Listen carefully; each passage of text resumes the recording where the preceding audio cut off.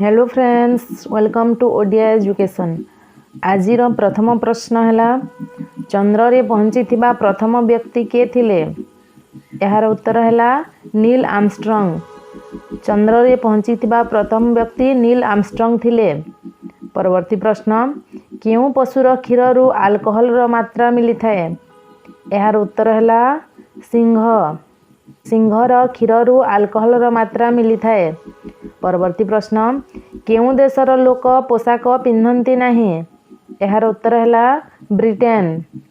Britain देशर लोक पोशाक पिंधती नहीं। परवर्ती प्रश्न भारतर संविधान केते पृष्ठारे लेखा जाइथिला? यार उत्तर है 251 पृष्ठा। भारतर संविधान 251 पृष्ठारे लेखा जाइथिला। परवर्ती प्रश्न केउं कारणरू मनीष कम बयसरू बुढ़ा हेबाकू आरंभ करिथाए? यार उत्तर है अधिक आमिष भोजन। अधिक आमिष भोजन करिबारु मनीष कम बयसरू बुढ़ा हेबाकू आरंभ करिथाए। परवर्ती प्रश्न केउं रस पीकी बस रे यात्रा कले बांती लागे नहीं? यार उत्तर है अदा रस। अदा रस पीकी बस रे यात्रा कले बांती लागे नहीं।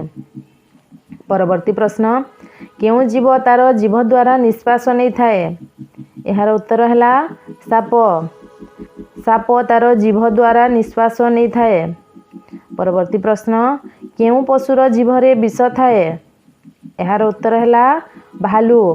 भालूर जीभरे विष थाए। परवर्ती प्रश्न केउं जीव सबुठु अधिक शोई थाए? यार उत्तर है सिंह। सिंह सबुठु अधिक शोई थाए। परवर्ती प्रश्न मयूरर जीवन काल केते वर्ष होई थाए? यार उत्तर है 10 वर्ष। मयूरर जीवन काल 10 वर्ष होई थाए। परवर्ती प्रश्न केउं परिबा खाइले देहरु जलीय अंश कमी न थाए? यार उत्तर है काकुड़ी। काकुड़ी खाइबा द्वारा देहरु जलीय अंश कमी न थाए।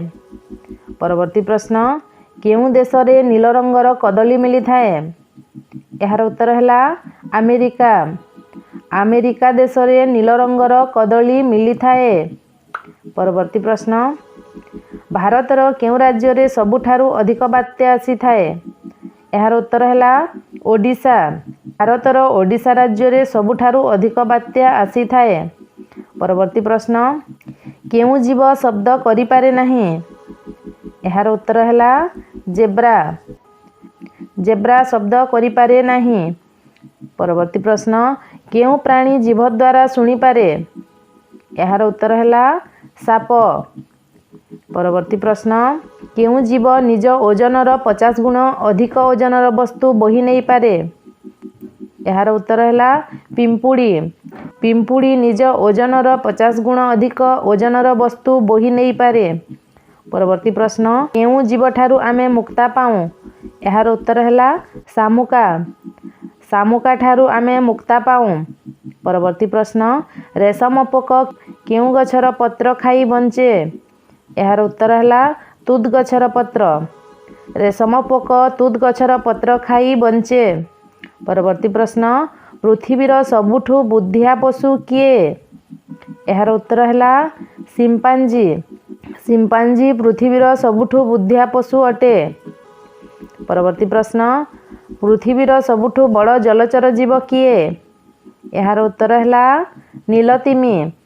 नीलतिमी हेउछि पृथ्वीर सबुठु बड़ जलचर जीव। परवर्ती प्रश्न केउं जीव आखि द्वारा शुणी पारे? यार उत्तर है पानी बेंग। पानी बेंग आखि द्वारा शुणी पारे। परवर्ती प्रश्न केउं जीव अनेक दिन पानी न पी बंची पारे? यार उत्तर है ओट। ओट अनेक दिन पानी न पी बंची पारे। परवर्ती प्रश्न केउं जीव आदौ माटी को छुए नहीं? यार उत्तर है बादुड़ी। बादुड़ी आदौ माटी को छुए नहीं। परवर्ती प्रश्न केउं देश रे बिलेई को पूजा करा जाए? यार उत्तर है मिसर। मिसर देश रे बिलेई को पूजा करा जाए। परवर्ती प्रश्न केउं जीव आदौ डेई पारे नहीं? यार उत्तर है हाथी। ହାତୀ ଆଦୌ ଡେଇଁ ପାରେ ନାହିଁ।